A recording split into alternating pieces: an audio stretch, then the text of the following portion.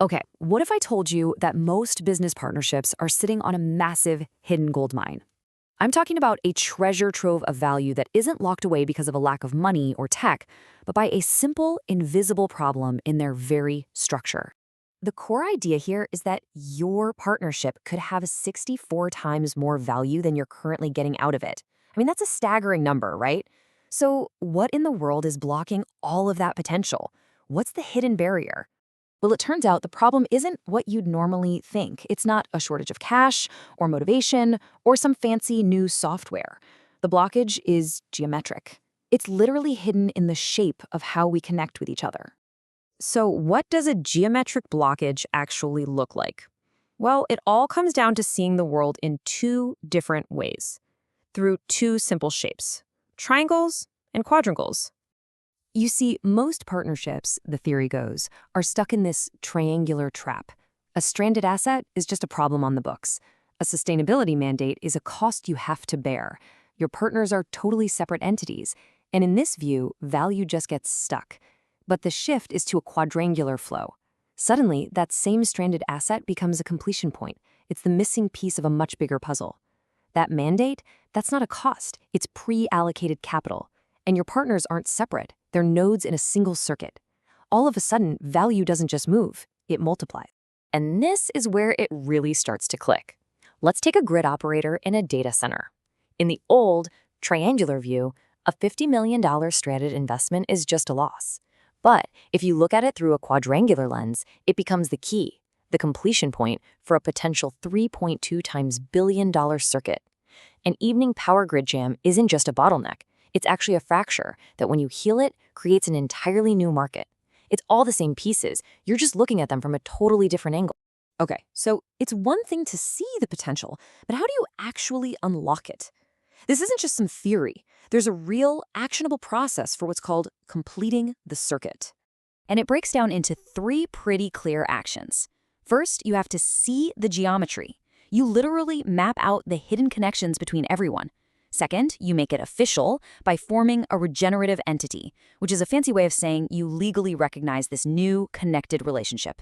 And third, you ignite the whole thing with a small bit of capital from the partners themselves. And let's be super clear here. This regenerative entity is not about creating a whole new company or piling on more bureaucracy. Think of it more like a really lightweight legal agreement. It's basically a digital handshake that turns this new perspective into a real functioning value circuit. And check this out. This shows a huge difference in how it's funded. The model completely bypasses the need for speculative venture capital. Instead, you unlock the value using small, targeted contributions from the partners who are already right there in the circuit. The capital comes from inside the system, not from some outside investor. So once the circuit is complete and that 64x value is flowing, where does it all go? This is where the whole idea gets really, really radical. It introduces a new principle for how value should be distributed. It's called the 98-2 rule. Get this. An incredible 98% of the unlocked value flows directly back to everyone who contributed. The companies, sure, but also the communities, even the ecosystems involved. Only a tiny 2% is kept to sustain the system for the future. This principle is what's called geometric justice. Now, it's really important to get this straight. This is not some wealth redistribution scheme. It's not about taking from one bucket and putting it in another. The argument is that this is simply value flowing back to where it came from in the first place, like water finding its own level. And the definition of contribution here is really broad and frankly beautiful. It recognizes the value not just of the obvious things like capital and labor, but also of infrastructure, resilient environments, and even the cultural knowledge of a community. All of them are seen as legitimate contributors that deserve a share of the value they help create. So what happens when more and more partnerships start to work this way? Well, the vision is nothing less than a completely new operating system for our economy, a fundamental shift in how we think about creating and sharing value. We're talking about a massive transition here. The idea is to move from what's called an extraction civilization, one that's defined by those triangular, scarce, and degenerative models, to a completion civilization built on quadrangular, abundant, and regenerative principles. And this leads to maybe the most powerful idea in this whole thing. Scarcity becomes a diagnosable geometry failure, not an economic inevitability. Whoa. It reframes the whole concept of scarcity, not as some law of nature, but as a flaw in our design, a bug in the system.